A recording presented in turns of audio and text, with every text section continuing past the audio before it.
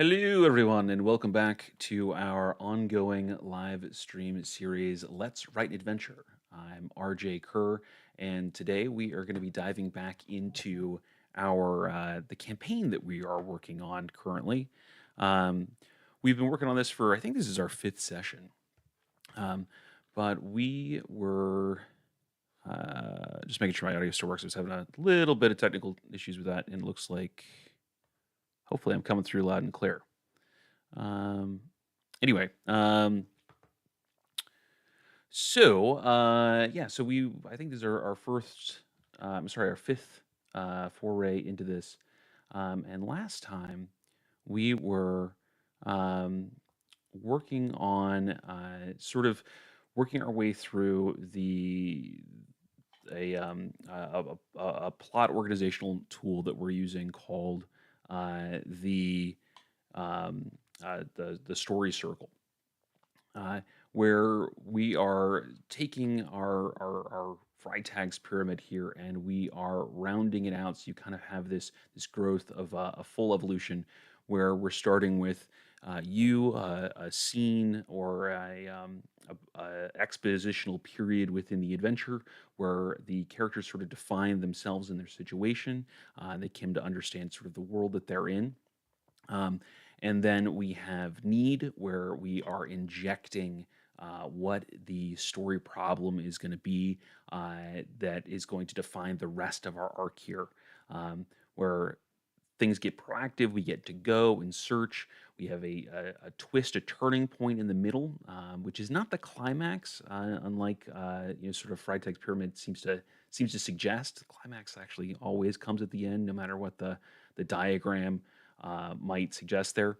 But we have a twist in the case of the find, where we have our characters finding the clue, the thing that they need to escape, and then finding out that there is so much more involved in it than they ever thought.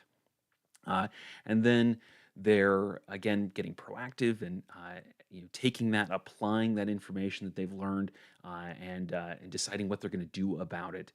Then finally, we reach our climax, where we have sort of the ultimate story decision here, right? The climax of a story is always the answer to the question that we inevitably posed in the beginning, in the need, right?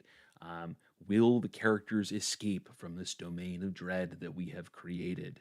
Um, and that is always going to be answered in the climax. They'll either escape or they won't. Um, if you look at any adventure that's written out there, any narrative adventure, you're going to see that always that climactic question is, or always that story question is answered in the climax. Curse of Strahd, will they escape the mist? Well, to escape the mist, they have to defeat Strahd. So that comes down to, do they or do they not defeat Strahd? Tomb of Annihilation, will they end the death curse? It comes down to, well, can they defeat Serac and his nascent god of death? Well, again, that comes down to, will they defeat a Serac? Yes or no.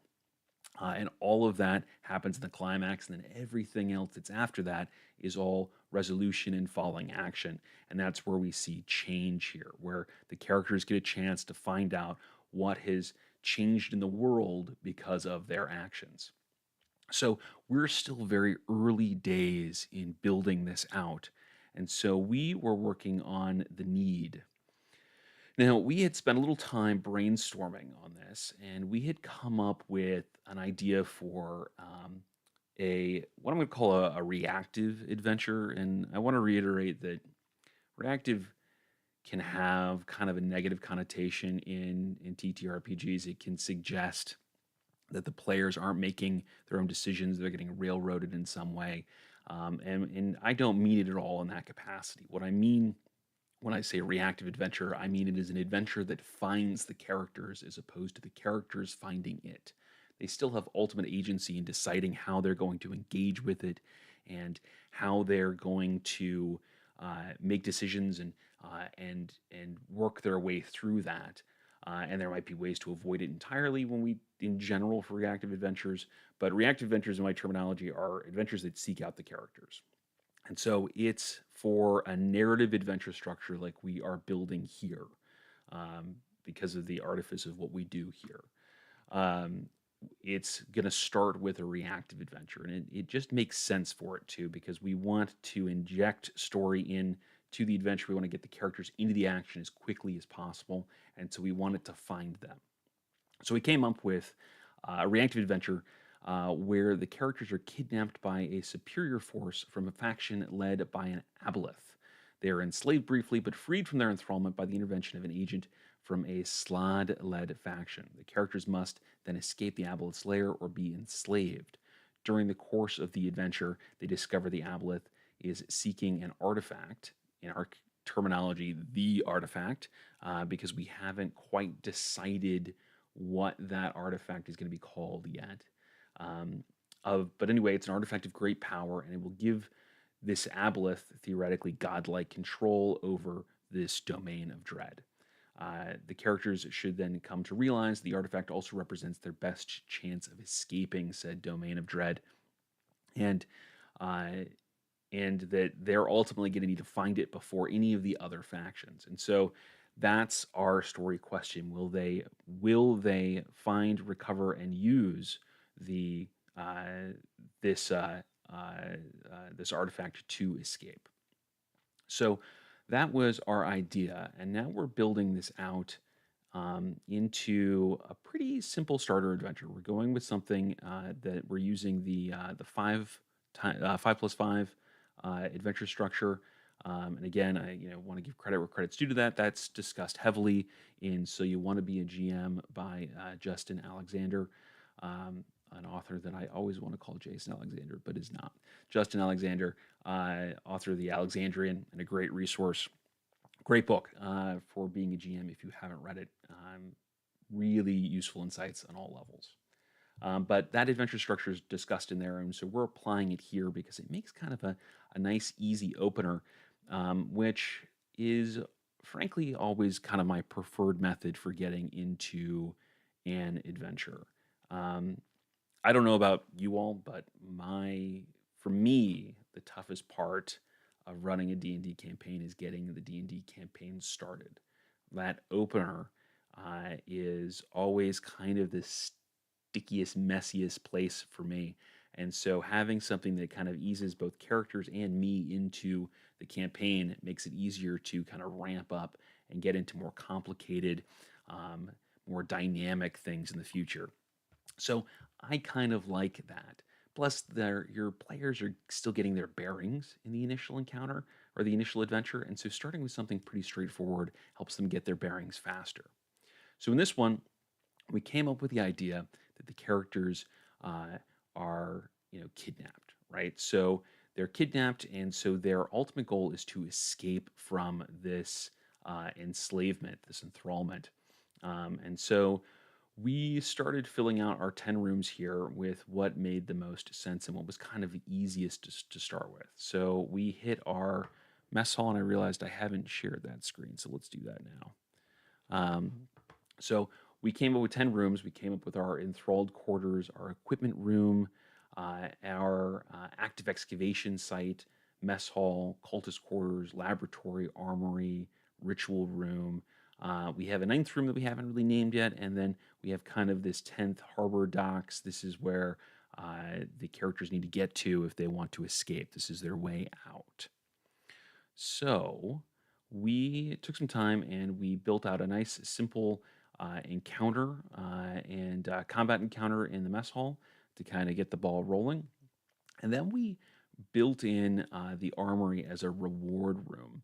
And we did this because the characters, again, are captives. They're going to have to find all of their equipment. So we want to make sure that we have a place where they can get kitted out fully before the climactic encounter, if they're lucky enough to find said place. Otherwise, they're going in with whatever other equipment they can scrounge and pull up. So that gave us a fight and a reward, which means we've got three other rooms. We have our twist or our discovery. It gets referred to as a twist in the so you want to be a GM, or so you want to be a game master. Um, but I like to conceptualize it as a discovery, new information that comes to light for the characters. something that they come upon, something they find out that gives them insight and useful information and kind of changes how they might approach the story going forward, approach the adventure going forward. And then we have a challenge where they have to actually escape. Uh, and since they have no weapons, making that just kind of a straight combat encounter is a little unfair. So I think it's more fun that we make it a challenge, maybe with a little bit of combat in there. And I've got some ideas for that we're going to talk about today. Um, but focusing on sort of creative problem solving on how they're going to escape. And then last but not least, we need our climactic encounter, which in this case, wanted to make a challenge again as well. Since we're dealing with low level characters, instead of just tossing a tough boss fight at them, especially since they might be coming in with limited equipment, uh, instead throwing in something that is again has several sort of problem solving options, ways that they can work their way through this problem of the climax and still come out on the other side. Um, I've got some ideas for that one as well. But let's go ahead and get started talking about the escape. So again, this is the beginning, and so we're kind of laying some groundwork for ourselves here, um, where we talked about that they are pulled out of their enthrallment by agents of this Slod-led faction. And so the question that I start with is, do they, sort of how do they actually come out of this? Is it kind of that Skyrim thing where it's like you kind of faded from black and it's a, oh, you're awake. Here, let me give you information about your situation. That seems a little bit forced. And it also puts an NPC into the mix that um, you kind of have to carry along with the characters, right? If they have this, slod agent in there, waking them up and kind of going, now you're back in your senses. Here's the situation. Now go escape. Um, it does give the players a sense of orientation, and it could make it easier for them to kind of get into the action a little bit faster once they've kind of figured out what's happening. Um, but again, it also creates this NPC that becomes kind of this tag along, right? Because otherwise, we have to come up with a reason that this NPC doesn't go with them, and perhaps we could say something along the lines of that they're an agent and going with the characters would blow their cover. If they're a sleeper within this Aboleth cult. Um, but again, we also kind of remove the challenge of escaping on your own. Um, so I'm kind of leaning towards the idea of, maybe the characters come to, they could have been slipped a note that gives them some of the information that we want them to have about their situation, um, that can introduce this Slod-led faction. Um, but that info stuff that we can kind of build in later as we have more of this built out. So instead, I think let's focus on the challenge itself, right? How do they actually, so they've come to, how do they actually go about escaping? And I I think, and please feel free to chime in with your own ideas on this. I do love the interaction I get from you guys, and you're come up with some amazing ideas for this. So much of this is the genesis from your brains. Um, but I kind of think that they kind of come back to awareness, right? Like it's almost like coming out of a dream, and they find themselves in this, we'll call it a pen for lack of a better term, kind of a jail cell light, right? Because the theoretically, they've all been enthralled by the applet. They're all under its control. And so, they don't necessarily need to be in heavy lockdown to keep them where they need to be when they're not, when they're resting between shifts in the excavation. So It's more of I imagine that they're kind of in this pin that's locked because it keeps honest people honest kind of thing, right? Where it's, it's more of a like it's just there to stop somebody who rattles the door and doesn't find it open and therefore is like, well, I guess we're stuck here, you know, because again, they're all enthralled theoretically, they're all controlled, so it's just like a precautionary measure. To that end, I also think that it makes sense for them to be very lightly guarded. Again, this is more of a holding pen than than a prison cell in my thought process for this. It's just a place where the cultists take their enthralled slaves, the people they've kidnapped, and put them in between shifts so that they don't, work themselves to death and therefore they have to be replaced, right? So I think that the challenge comes down to two things. It comes down to getting through the locked door and dealing with the guard. And I think it's one guard. So let's start working on that. Let's say um, encounter. Um, the cult.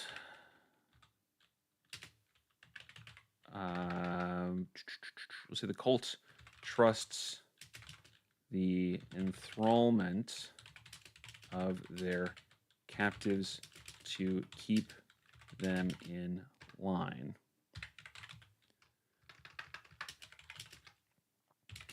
Therefore, they are only lightly guarded. They are guarded, let's say they are guarded only by a single cult novice. And we're going to say commoner stat block, I think. And I say commoner stat block because likely this is going to come down to a pugilist sort of event, right? They're going to have to, uh, grapple and punch and kick and deal with this guard with their bare fists. And in D&D, that means that they're doing 1 point of damage plus whatever their strength modifier is for most classes. Now, a monk might really shine through in this moment, and that's okay. That's kind of a cool thing that they have this martial artist in there that can, deal with the guard while everybody else tackles, actually getting out. So I imagine the room is kind of segmented, right? Like you have your jail cell pin on one section, and then you've got the guard on the other, and he's kind of hanging out there. I imagine that he enjoys tormenting the thralls, and therefore can may come up to the bars, that kind of thing. Poke them with his club, just giving lots of opportunity for the characters to act. Therefore, they're guarded by a single cult novice, a commoner with a mean spirited disposition. I feel like this jerk needs a name.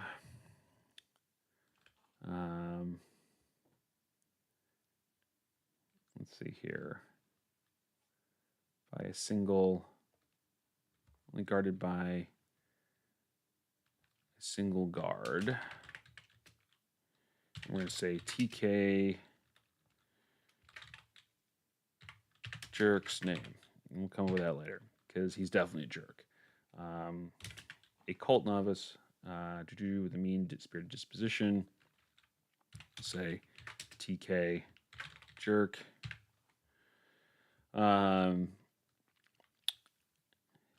Enjoys prodding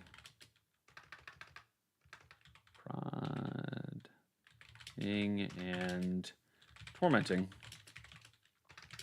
the enthralled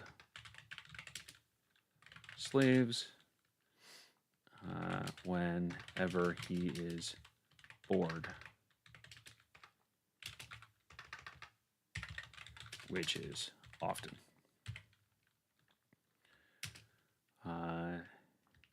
he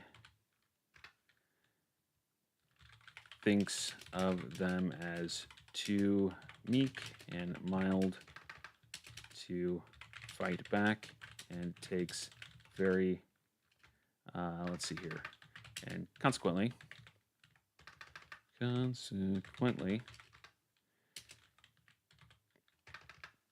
takes little care to protect himself from a surprise attack. Cool.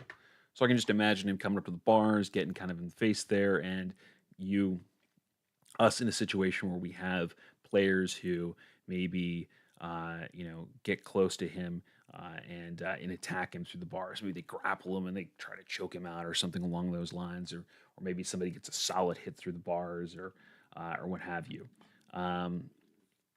So then the characters have to deal with the door or the locked door itself, the lock. So let's say we'll just say locked door. Locked door.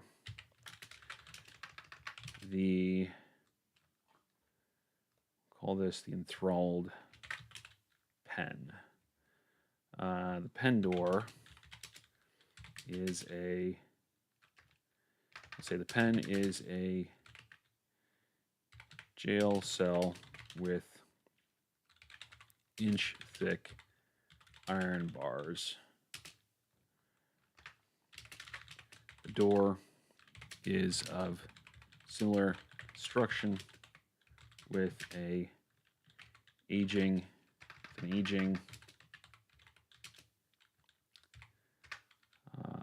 lock.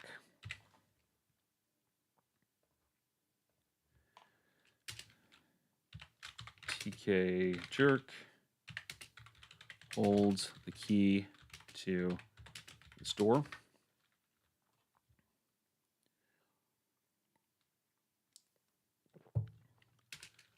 On a hook, I should say, attached to his hip by a hook.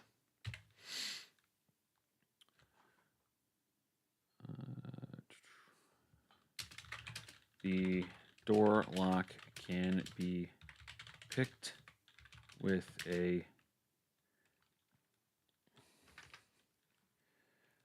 with improvised tools with a successful, let's say, can be picked by anyone who uses improvised tools such as bone shards or wire.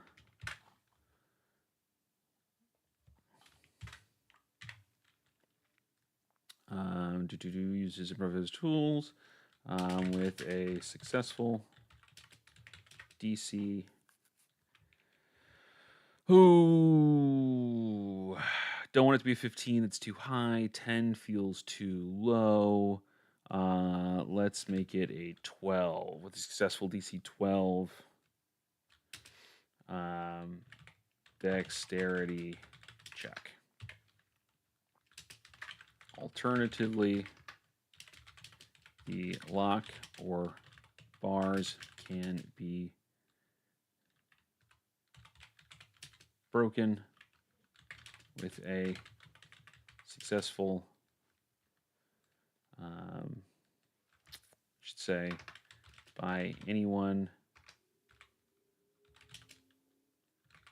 who makes a, we don't, I'd say, normally I'd say something along the lines of like by kind of, I don't necessarily want to put in a requirement that they have to hit the lock with something, but it would kind of make sense, right? To like, find a rock in there and kind of club it and try to break it open, something along those lines.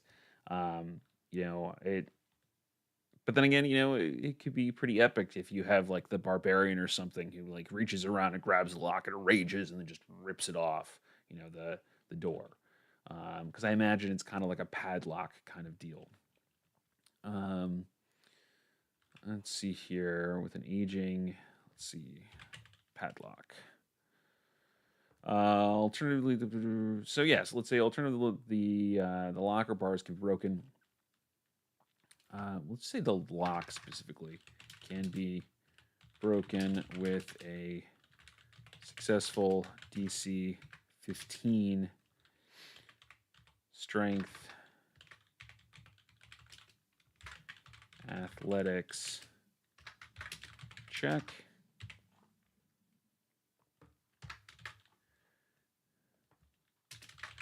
Bars can be bent out of the way with the same.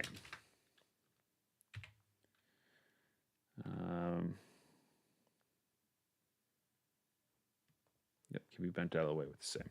Okay, so now we've created a simple challenge in here, where we've got two dynamic elements to it.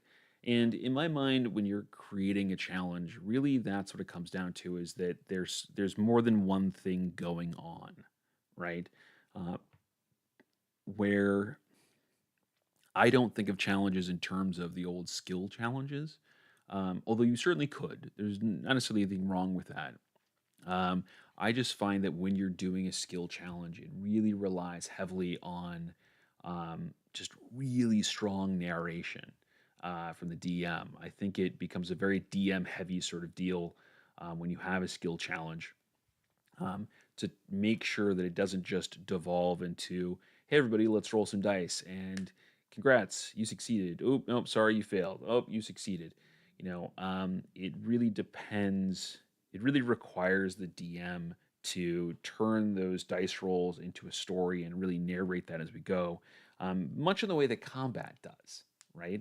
And so I also find that those skill challenges tend to kind of take on that feel of combat, um, which is not necessarily a bad thing if you have that kind of table who really enjoys combat. But it's I think it really depends on the table and the players that you're playing for as to whether or not skill challenges are a good idea. So I tend to kind of shy away from them, especially when running something a little universal like this. Um, Instead, I focus my challenges on coming up with multiple pieces that the characters have to overcome, and they can do in a number of different ways or in any kind of order.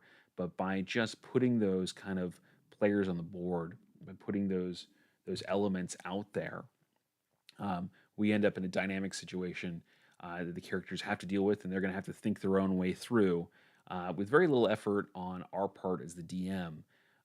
We're kind of just setting the stage and letting the characters figure out how it's going to play out, which I think ultimately is just a lot of fun.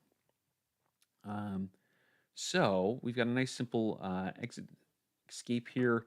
I wonder if we should give Michael Jerkson a little more health, so he's not necessarily a one hit quit. Especially because if we've got any sort of martial classes in there, the likelihood that they're gonna be able to throw a punch that is 4 HP, because you're going to have 1 plus the strength modifier of +3 in many cases, like you would get with the standard array. Um, and uh, and so that's the hit points of a commoner. So maybe it'd be cool to have it so you can just kind of knock him out with one swift hit. Or maybe it's going to take a little bit more, and more than one character is going to have to get involved in that process. I think that's a little more engaging if it's going to take more than a single hit, um, and knowing that the characters know that they're going to have to get on top of this guy fast, or else he's going to raise the alarm. So let's give him a few more. Let's give him just a little bit more hit points. Let's say the commoner with, we'll say 6 HP. Hit points. We're going to abbreviate it. Why not? Um, Commodore with 6 hit points. So he's takes a couple hits, and so maybe it's better to grapple him and kind of try to choke him out or something along those lines, to kind of silence him, as opposed to uh, just being able to one hit him, one shot him. But we could go either way on this. We can always flex that if our players are really banking it all on one solid hit. Um, do. Okay, cool. So that is enough for that. We'll come up with. You know what? Let's come up with a name for Michael Jerkson here. We can't keep calling him that. Um, he needs he needs a name. So just pulling fantasy name generators up off to the side. Let's Ooh, let's find something for him. Hmm. Um, Cleon. I like that. I went with hillbilly names, just because I think they've got a lot of flavor to them. You get names like you know Cleon next to like Virgil and Abner and stuff like that. I don't know. I lately I've just been finding a lot of flavor in those names, so I went with that on there, and so I think we're gonna call him Cleon. Okay, Cleon, Cleon, excellent. All right, so now that we have that, let's go ahead and head on down. I think let's start working on our climax here.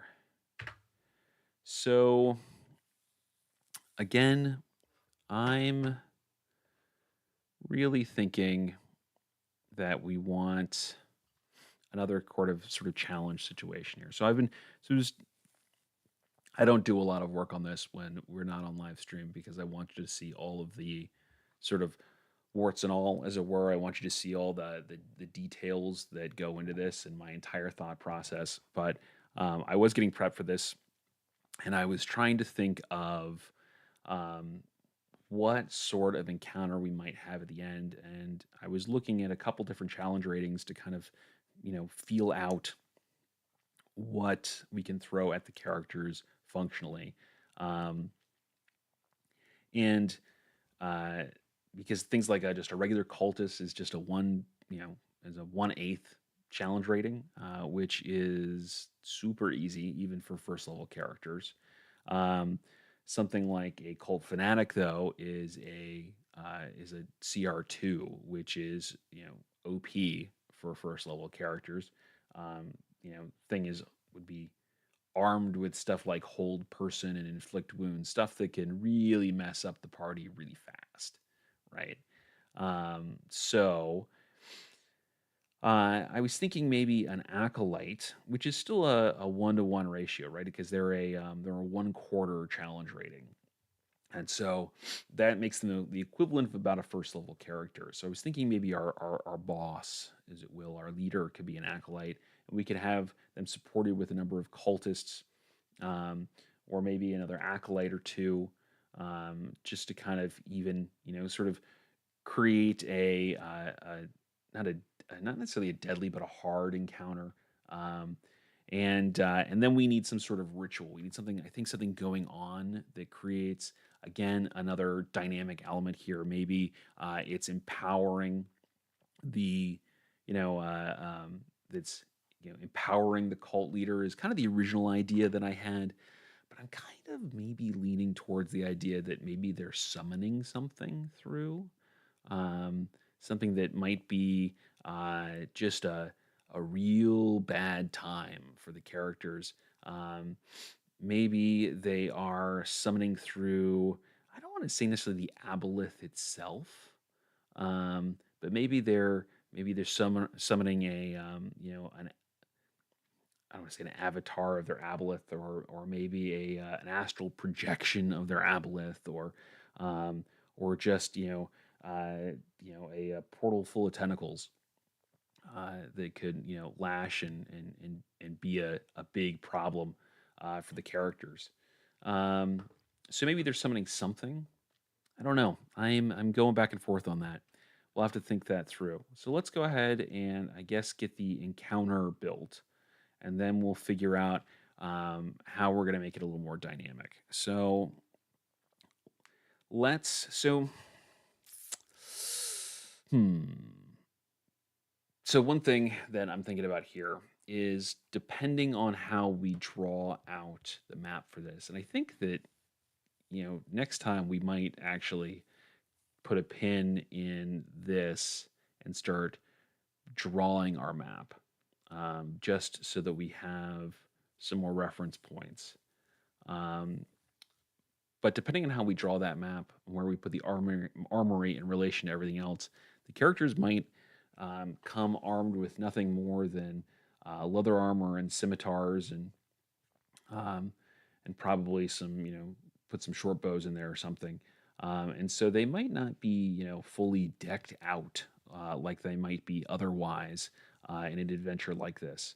And so um, we might decide that we want to make this a medium level difficulty encounter instead of a hard one, but that we have this other dynamic element, um, um, in there to lost my train of thought there for a second. To sort of amplify the challenge, right? Something that they could, maybe prioritize and turn off, and then the fight immediately gets easier to manage. Let's see here, Jonathan. Um, you could use a warlock as the leader cultist and make it a level 1 or level 2. Yeah, absolutely, you could. You absolutely could. There's nothing wrong with creating PCs and running them as baddies in this. Um, for whatever reason, I don't tend to do it. Um, I'll run them as sidekicks, but I frequently don't tend to run uh, full blown PCs as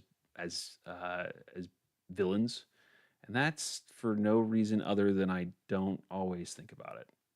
There's there's nothing wrong with doing it. In fact, it might be a really cool solution for us to do this and to add a little bit of flavor here. You mentioned that could account for the empowered part. Yeah, absolutely, it could. Um, so yeah, maybe we'll give that a go. Well, maybe we'll give that a go because again, that would sort of better fill out, probably better fill out the vibe um, than an acolyte stat block. Um, yeah, yeah. Let's do that. Let's have a first level warlock in there, um, and and then we'll have a bunch of cultists to support them.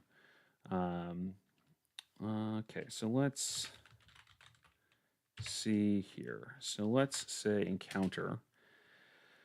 Um, let's see. The cult leader, TK cult leader, inhabits this room.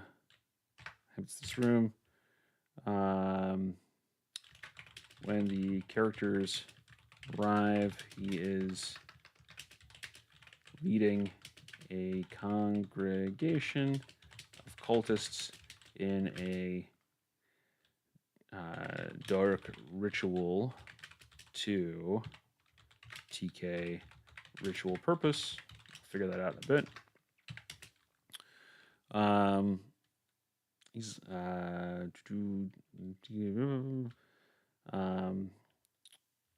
let's put his stat block here. TK cult leader inhabits this room.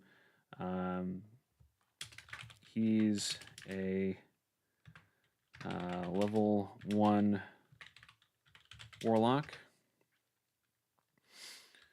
with, and we have to define sort of like what spells he has and that kind of deal when we do this. So let's think about, we'll come up with a spell list with TK spell list. We'll come up with that in a bit. I will say that is one of the downsides to using NPCs as I'm sorry, using PCs as NPCs when you're writing for other people, is that it's not nearly the same shorthand. We'd have to provide a full character sheet. But when you're doing this for yourself at home, I mean, sometimes it's even easier. So it really, some of this stuff will come down to what is the ultimate purpose for what you're writing. If you're writing it for yourself, or you're writing for somebody else. Um, so he's level warlock with TK spell lists. We'll figure that out in a bit. But let's go ahead and bold that just so that we spot that when we glance back at this later. Ritual purpose. TK cult leader. Leader is supported by, well, let's see here. So cultists are a 1/8 challenge rating. That's a 2-to-1 ratio for first level characters. So that means that we could theoretically have 8 of them normally and make a medium difficulty encounter. We would scrub out 2 of those for the cult leader. So we'd say 6. 6 of those supported by 6 cultists. Okay. Let's see. Let's say the cultists are engrossed in the fervor. There we go. Fervor of their ritual and could be surprised by characters who make a stealthy approach.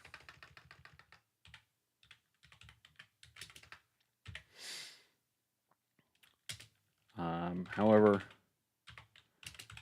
once spotted, they fight the characters to the death. We say these fanatics, I'll say zealots so we don't confuse them with cult fanatics. Zealots fight the characters to the death. Cool. So medium difficulty encounter. Now let's think about the ritual. What do we want it to be? Do we want it to empower? Do we want the ritual to empower the cult leader, or do we want the ritual to summon something else that becomes a hazard for the characters? What do we think?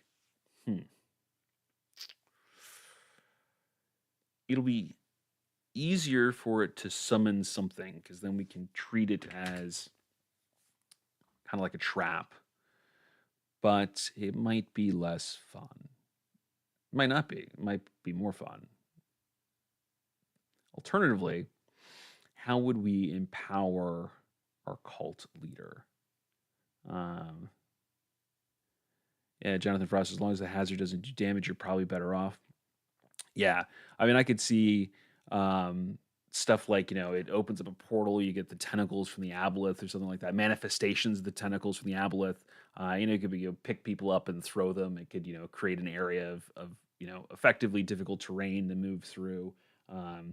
It could grapple and hinder and that kind of deal. And I could kind of see that, maybe opening up inside of a magic circle on the floor or whatever. The cult is kind of getting on the other side of that. It might even be indiscriminate after as they start losing control of the ritual.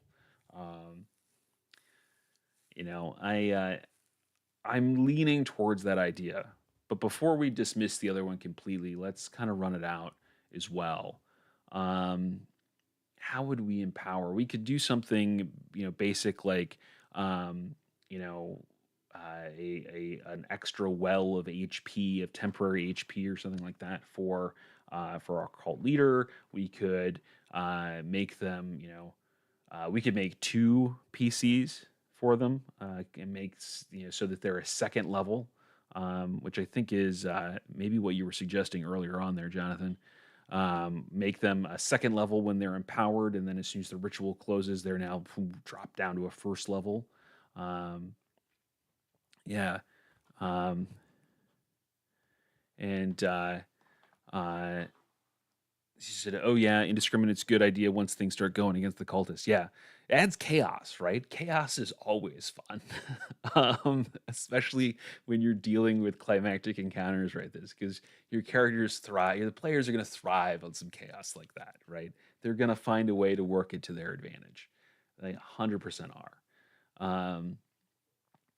But um, yeah, I think that's going to be more fun if we summon something.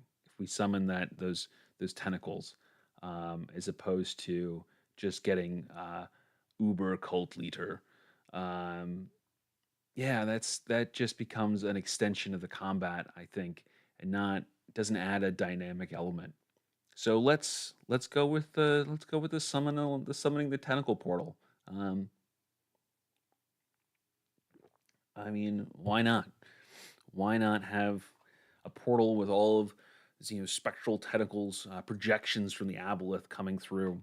Maybe they're trying to get the aboleth through itself, summoning it in, and it's never actually going to make it all the way through as the ritual's interrupted, but we get the tentacles in or what have you. So we'll have to think about what exactly that is, but we can come up with the mechanics easily enough.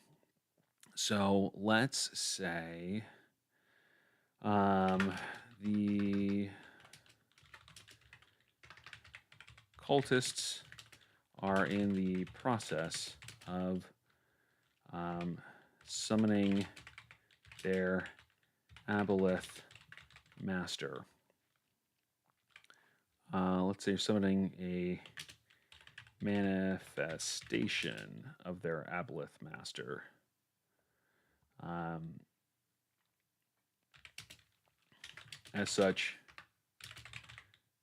they've gathered round a magic circle etched into the floor of the ritual chamber. As the characters arrive, the aboleth's tentacles begin to emerge. We could even make this progressive, right? So, like, round one, it's difficult terrain. Round two, there's the possibility of getting grappled. Round three, restrained. We could really kind of escalate what, you know, sort of as the ritual progresses. And then we'd have to come up with a benchmark for how does the ritual stop or how do you slow it down. Um, but that's not terribly difficult either. So let's say, as the characters arrive, the aboleth tentacles begin to emerge. Um, as the ritual progresses, the tentacles will become a greater and greater hazard. Um, Also, escalate the reach of the tentacles, starting at 5 feet, increasing the reach. Yeah, I 100% agree with that. Um, you know, maybe starting with a reach at, once they can start grappling, maybe they just, so maybe round one, it's just difficult terrain. Round two, anybody who moves to that area has to make a check or be grappled. Round three, they have a 5 foot reach, and they try to restrain. And then round four, it becomes 10 foot reach. Round 5, it's 15-foot reach, that kind of thing. I really like that idea, Jonathan.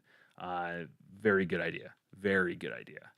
Um, cool. So let's start delineating this. As the ritual progresses, the tentacles will become a greater and greater hazard. They follow. Let's see here. They advance per the following. Just per the following. Why not? Okay. Round 1. The area of the ritual circle counts as difficult terrain. Round 2. Creatures who move through the circle must make a DC. Ooh, let's decide what DC we want for that. Let's pull up the DMG and see for ourselves what we might want.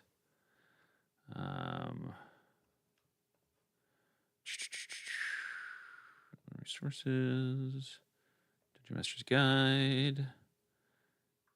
Let's pull up the traps. Okay, setback, dangerous. So let's make it a. We'll make it a 12. I tend to default to that at this low level because it falls into the dangerous category, but not necessarily very highly. So let's say DC 12. I'm thinking DC 12. Let's see, strength athletics.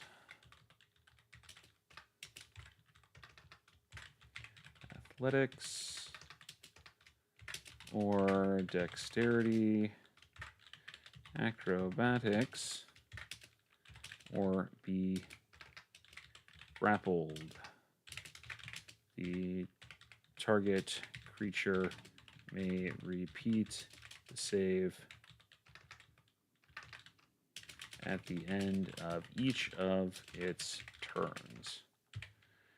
Okay, round 3. The tentacles gain a 5-foot reach, and now creatures, creatures who move within their reach must make a. We'll keep the DC the same, DC 12. Strength. Let's see here. Strength or dexterity check or be restrained.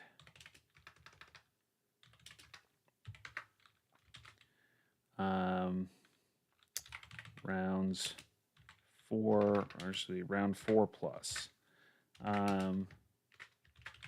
The reach of the tentacles extends 5 more feet each round to a maximum of, we'll say 20 feet right now, 20-foot reach. But we may adjust that based off of the actual map. Because if there isn't 20 feet on either side of the circle, then it doesn't make a point. It doesn't really, we don't necessarily need to do that. To a maximum of 20 feet. Let's see. Now we got to put ending the ritual. Ending the ritual.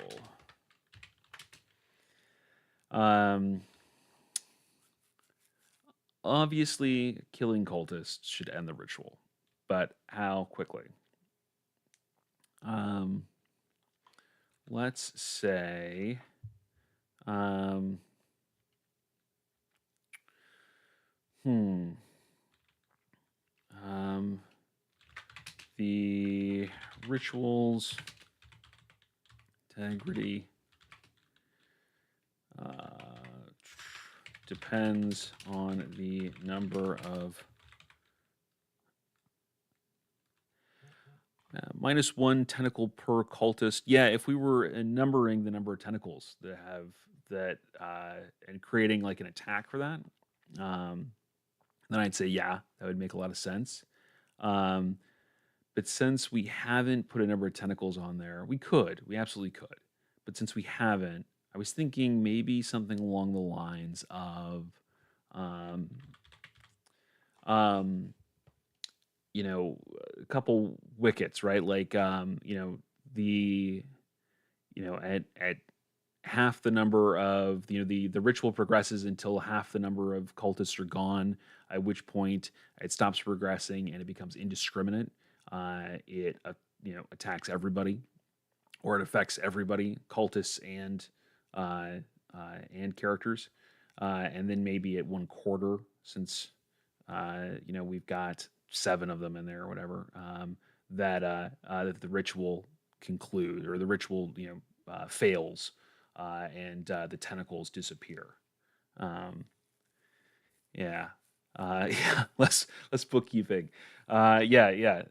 I'm a big fan of less bookkeeping. There's already a lot of stuff going on behind my DM screen as I frantically scribble down notes whenever I'm running the game. So the fewer bits of bookkeeping that I can work in, the happier I generally am. Although sometimes it's a struggle, I will tell you. I frequently, you know, especially early days, I would try to overcomplicate these kinds of things, and then I would hate myself when I sat down to actually run it. All right, so the ritual's integrity depends on the number of cultists still active. Um, at let's do another bullet point. At half the, let's see here, when only half the cultists remain, the ritual ceases to progress, but becomes indiscriminate. So I misspelled that. Indiscriminate. Um, Affecting both cultists and PCs. When should be 1/4 or 1/3. I think it comes out to about the same depending on how you're rounding. So yeah, we'll say when only 2 um, cultists remain, the ritual self terminates, collapsing in on itself. Boom. Cool. All right. And I think that's where we're going to go ahead and call this for the evening. Um, we have knocked out another 2 big chunks of what we need here. Kind of working our way through this adventure. We've got one other room that is, kind of, we'll say, an encounter room, and the rest being kind of thematic and easier to kind of fill out, or I should say, a little lighter to fill out, as we kind of build the atmosphere with those spaces. Um, but yeah, excellent. I love the progress that we've done here. So we will continue on with this at our usual time on our usual night next Monday at 6 p.m. Central, if you're on my time zone. Anyway, thank you so much for joining me again this evening. If you enjoyed this content, please like, subscribe, leave a comment. All that stuff really helps the channel and keeps me growing, lets me do more and more of this kind of stuff. Um, if you enjoy my content, you enjoy the way that I kind of approach games, come play a game with me. especially if you're a forever DM and you never get to play as a player. Come join one of my tables at startplaying.games slash GM slash RJ Kerr. I'm always open to suggestions there.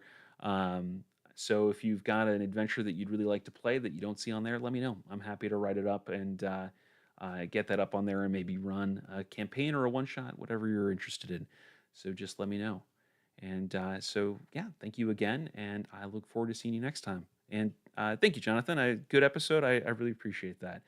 Thank you for all of your input to you and all of our channel regulars here who make this such a dynamic place. Like I said before, and I think I've said this at the end of almost every one of these. I really appreciate getting to spend this time with you all.